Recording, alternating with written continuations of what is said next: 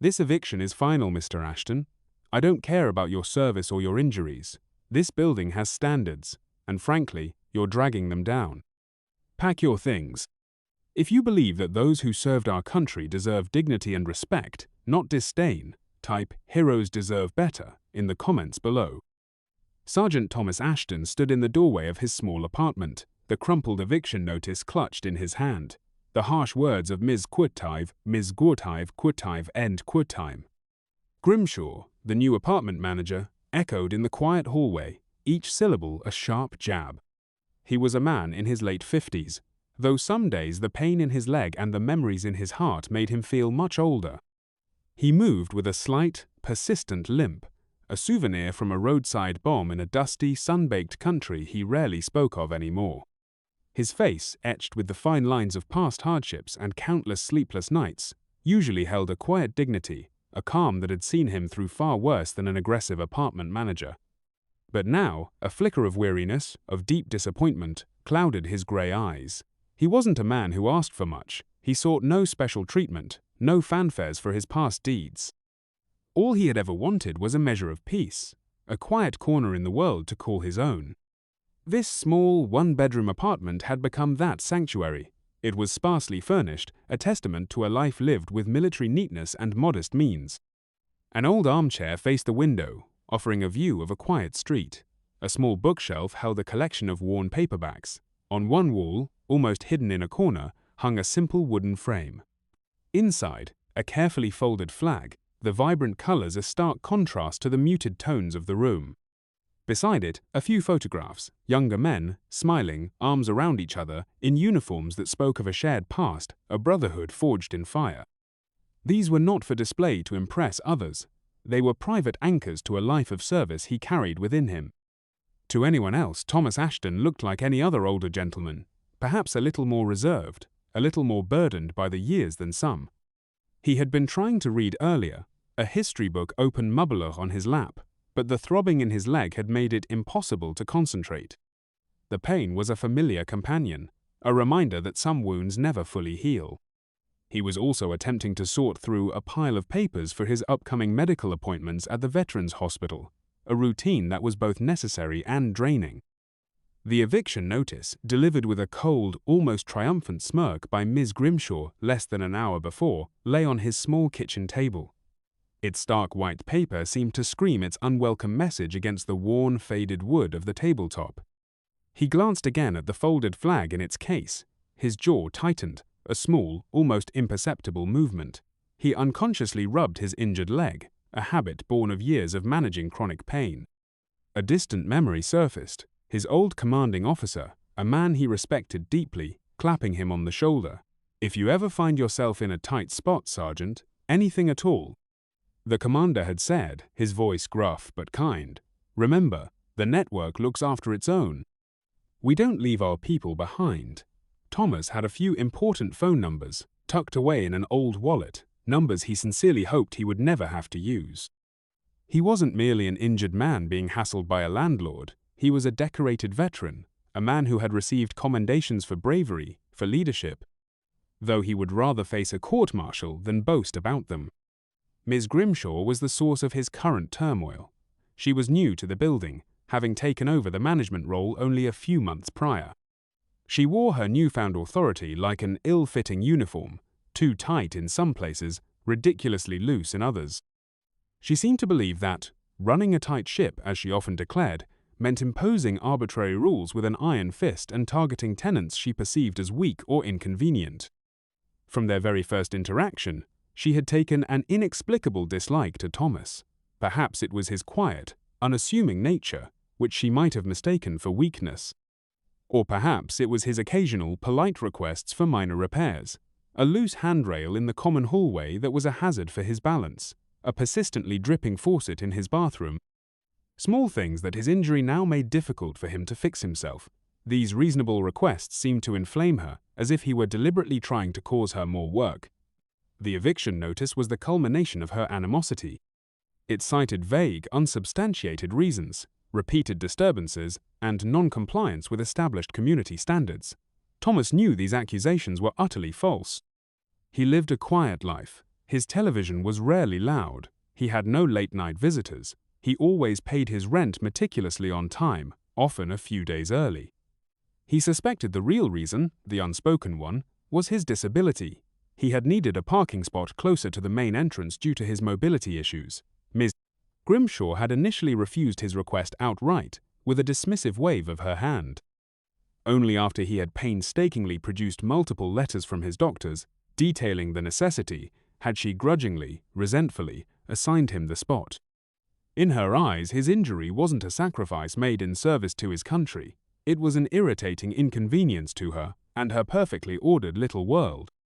Earlier that day, after receiving the shocking notice, Thomas had gone to her office, determined to resolve the issue calmly. He believed in facing problems head-on, but with reason, not aggression. Ms. Grimshaw. He had begun, his voice steady, though his heart pounded in his chest.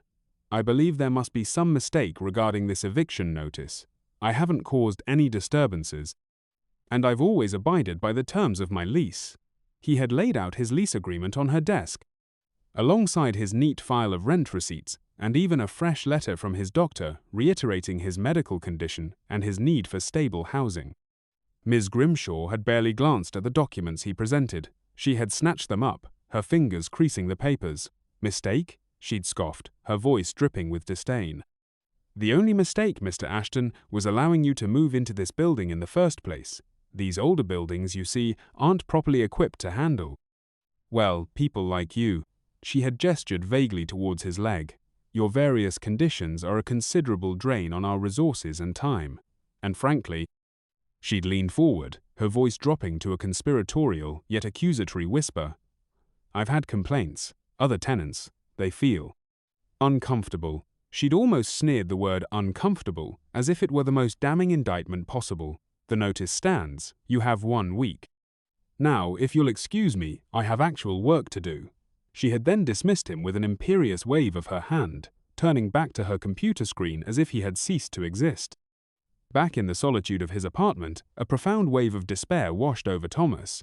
It wasn't just anger, though that simmered beneath the surface. It was a deep, weary sadness, a chilling sense of injustice. He had dedicated years of his life to serving his country, had sacrificed his physical well-being on a battlefield thousands of miles from home. And now, to be treated like a pariah, a burden, to be unceremoniously tossed out of his home based on lies and prejudice. It felt like a profound betrayal, a slap in the face to everything he had stood for, everything he had endured. Was this the thanks he received? Was this what his service, his sacrifice, had ultimately earned him? He thought of his comrades, the brave young men and women he had served alongside. He thought of those who had made the ultimate sacrifice, who didn't make it back at all. And he thought of those who did return, but carried even heavier scars than his own, both visible and invisible. He sank into his old armchair, the eviction notice falling from his numb fingers onto the floor. What were his options? He could try to fight this injustice in court, but he knew that legal battles were lengthy, expensive, and emotionally draining.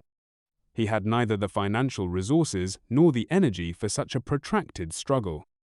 He could attempt to find another apartment, but on his modest, fixed disability pension, and now with the potential black mark of an eviction, however unfair, on his record, the task seemed monumental, almost impossible in the current rental market. A familiar, unwelcome sense of isolation, a feeling he had fought hard to keep at bay since leaving the structured life of the military, began to creep into his heart. Then, through the heavy fog of frustration and helplessness, a small, almost forgotten memory flickered to life. A small, laminated card, tucked into the recesses of his wallet. It had been given to him months ago by a fellow veteran he'd met at a local support group meeting. The Veterans Advocacy Center. The card read in bold, reassuring letters. We fight for you. We have your six. On the back, a handwritten direct line to a specific advocate, Sarah Chen.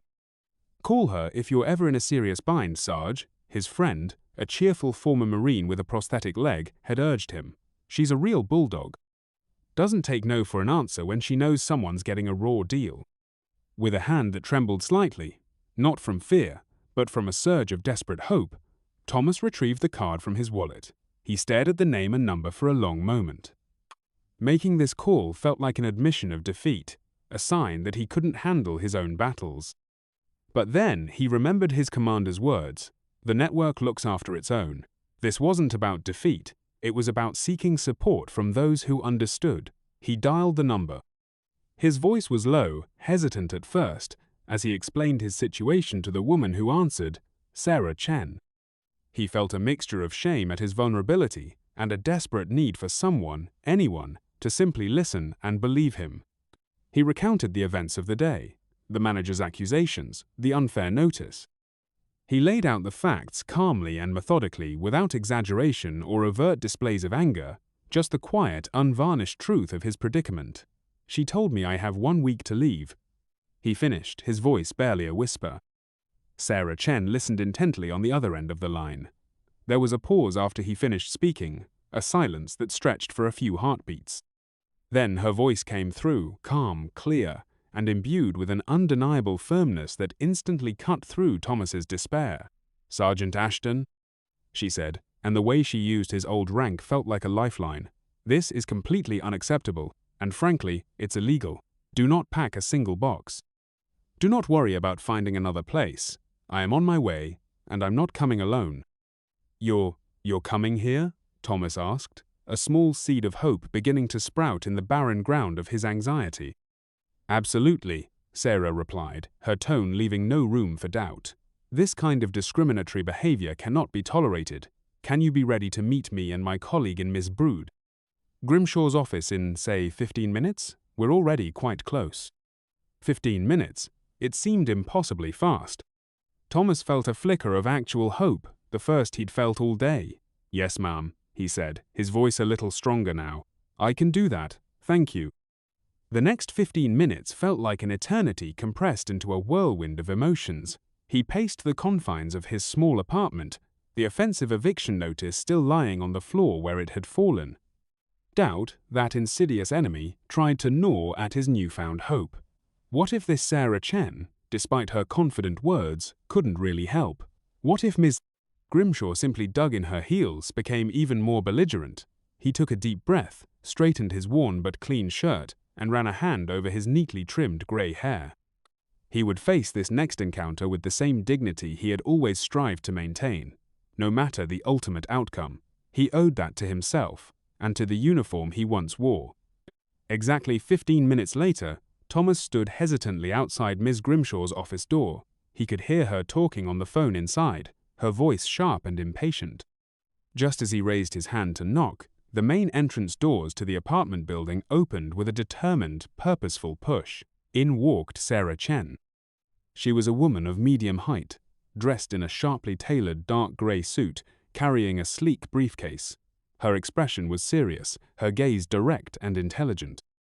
With her was another individual, a tall, stern-looking man, also in a suit, carrying a more substantial, official-looking briefcase. Thomas immediately recognized him as a lawyer type. And, almost unnoticed at first, trailing slightly behind them, was a woman with a notepad, and a man shouldering a professional video camera, a news reporter. Ms. Grimshaw looked up from her desk as the group entered her small office, her eyes widening slightly at the unexpected influx of people.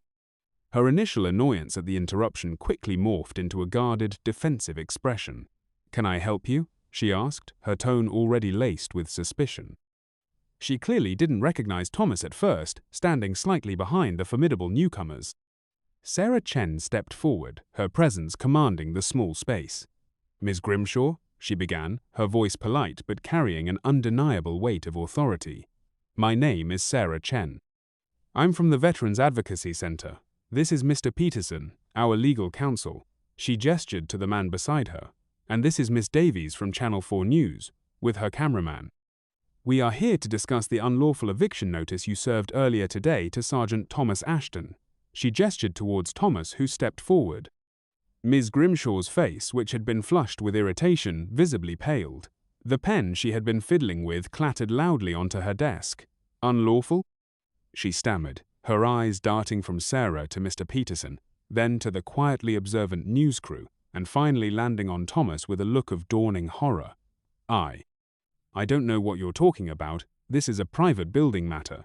Her voice had lost all its earlier arrogance, it was now thin and reedy.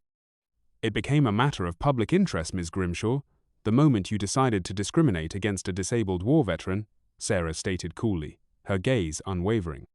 The cameraman, with practiced subtlety, adjusted his position, ensuring he had a clear view of the manager's increasingly distressed face. "Sergeant Thomas Ashton," Sarah continued, her voice now ringing with a controlled indignation that filled the office, "is a highly decorated war veteran who sustained permanent, life-altering injuries in the direct line of duty, serving this country. He has provided you with all necessary and legally required documentation regarding his disability status. Furthermore, his conduct as a tenant in this building has been nothing short of exemplary." Mr. Peterson, the lawyer, stepped forward, opening his briefcase with a decisive click. "Ms. Grimshaw," he said, his voice deep and resonant, "we have thoroughly reviewed Sergeant Ashton's lease agreement and the eviction notice you issued. That notice is not only flimsy and baseless, it is overtly discriminatory under the Federal Fair Housing Act, which explicitly protects individuals with disabilities from such actions. The so-called disturbances you cite are, as far as we can ascertain, entirely non-existent. In fact, we have already obtained preliminary statements from several other tenants in this building who describe Sergeant Ashton as a quiet, respectful, and model resident." He paused, letting his words sink in. "We also have here," he continued, pulling out a sheaf of official-looking documents, "copies of Sergeant Ashton's distinguished service record and his numerous commendations for valor and service. Should you perhaps care to understand the caliber of the man you are attempting to unjustly evict and render homeless?" Ms. Grimshaw stammered, her composure completely shattered. I was just following procedure. There were complaints, I thought." "Complaints from whom, Ms. Grimshaw?" Sarah pressed, her voice sharp as a scalpel. "Can you produce these alleged complaints? Can you provide names, dates, specific incidents? Or are these complaints as fabricated and baseless as your stated reasons for this eviction?" The manager looked utterly trapped. Her eyes darted wildly between Sarah, the lawyer, the impassive lens of the camera, and Thomas. She opened her mouth, then closed it again, seemingly unable to form a coherent response. She looked like a cornered animal, realizing too late the danger of the situation she had created. If you have ever been wrongly accused by someone in a position of power, type "truth always wins" in the comments section. Just then, as if on cue, the door to Ms. Grimshaw's cramped office burst open again. A flustered, red-faced man in a much more expensive and well-tailored suit rushed in, looking stressed and agitated. "Susan, what in the blazes is going on in here? I got a frantic call from Mrs. Henderson in 3B about a news crew and some kind of situation." This was Mr. Henderson, the actual owner of the property management company, a man rarely seen at this particular building. He had clearly been alerted by another tenant who had witnessed the arrival of Sarah Chen's impressive entourage. Sarah Chen, without missing a beat, turned her attention to the newcomer. She quickly and concisely brought Mr. Henderson up to speed on the situation, outlining Ms. Prusant, outlining attention to the newcomer, Grimshaw's actions and the discriminatory nature of the eviction attempt against Sergeant Ashton. Mr. Henderson listened, his initial agitation transforming into a look of grim understanding, then visible anger and profound embarrassment as the full story unfolded. He looked at Thomas, his expression one of genuine concern and apology. "Sergeant Ashton," Mr. Henderson said, his voice filled with sincerity that Thomas found himself believing. "On behalf of my entire company, I am profoundly and deeply sorry. This is absolutely not how we operate. There is no excuse, none whatsoever, for the treatment you have received today." He then turned his furious gaze upon Miss Talv. Grimshaw, his eyes blazing with an anger that made her visibly shrink. "Susan," he said, his voice dangerously low, "you are suspended from all duties, effective immediately, pending a full and thorough investigation into this disgraceful matter." Turning back to Thomas, Mr. Henderson's tone softened considerably. "Sergeant Ashton," he continued, "please, you must accept our deepest and most sincere apologies. Your eviction notice is, of course, immediately and permanently rescinded. You are a valued resident in this community, and you will naturally remain in your home for as long as you wish. Furthermore, as a very small token of our immense regret for the distress this has caused you, your rent for the next 6 months will be entirely covered by the company. We will also be arranging for immediate consultations to make any and all necessary upgrades to your apartment to ensure it fully meets all your accessibility needs entirely at our expense." Ms. Grimshaw stood frozen by her desk, her face ashen, all the fight and arrogance having completely drained out of her. She looked small and defeated. Mr. Henderson, after a brief, curt word, had her escorted from the office by another staff member he'd summoned, assuring Sarah Chen and Mr. Peterson that her termination from the company was highly probable, pending the outcome of the swift internal investigation. Her brief, petty reign of tyranny over the tenants was decisively over. Mr. Henderson then addressed Sarah Chen and the news reporter directly, his voice firm with conviction. "We will be implementing mandatory comprehensive sensitivity training and Fair Housing Act compliance education for all our staff across all our properties, effective immediately," he announced. "Furthermore, we will establish a dedicated tenant liaison role specifically for residents with disabilities and for our veteran residents, to ensure their needs are always met with the utmost respect, efficiency, and understanding. This unfortunate situation has been a harsh but necessary lesson for our company, and it is a lesson we will learn from thoroughly and implement changes because of." The news reporter was scribbling furiously in her notepad, while the cameraman continued to capture Mr. Henderson's earnest promises and the relieved expression on Thomas Ashton's face. Thomas, feeling overwhelmed but immensely, profoundly relieved, could only nod his understanding and thanks. Sarah Chen placed a gentle, supportive hand on his arm, a small gesture that conveyed a wealth of solidarity. He could stay. His home, his sanctuary, was safe. The immense weight that had been pressing down on his shoulders, crushing his spirit, suddenly lifted. A sense of peace, a feeling he hadn't experienced in days, began to settle over him. Later that very afternoon, true to Mr. Henderson's word, a team of friendly contractors arrived to respectfully discuss the accessibility upgrades for his apartment, treating him with deference and kindness. The news story aired on the Channel 4 evening broadcast. It was sensitively handled, highlighting not just Thomas Ashton's personal plight but also shedding light on the broader issues and challenges often faced by disabled veterans in securing and maintaining stable, respectful housing. The apartment management company, under Mr. Henderson's direct oversight, made swift and significant changes to their policies and staff training. The Veterans Advocacy Center, featured prominently in the report, received a heartening flood of donations and inquiries from new volunteers inspired by Sarah Chen's decisive action. Thomas's quiet courage in making that one crucial phone call had indeed created powerful, positive ripples throughout the community. Thomas himself became something of a reluctant local hero. Other people in the building, some of whom had perhaps previously been distant or had avoided him due to Miss Say. Grimshaw's whispered negativity now greeted him with warm smiles, words of support, and open respect. He didn't seek out the attention, preferring his quiet life, but he was deeply glad that his distressing experience could serve as a catalyst to prevent others from suffering the same kind of injustice and humiliation.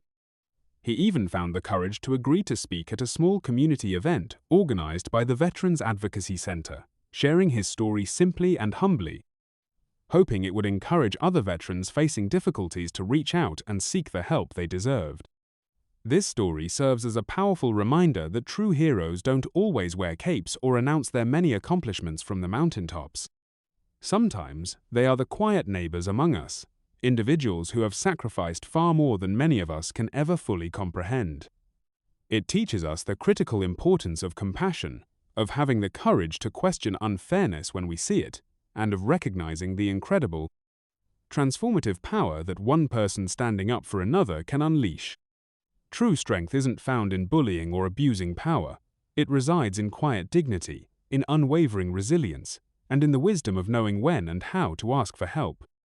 If you believe that our veterans, who have given so much for us, deserve our unwavering support, profound respect, and a society that honors their sacrifices, please subscribe to our channel for more stories that aim to uplift, educate, and inspire. And please, type "Never forget their sacrifice" in the comments below. Thank you for watching and for your support.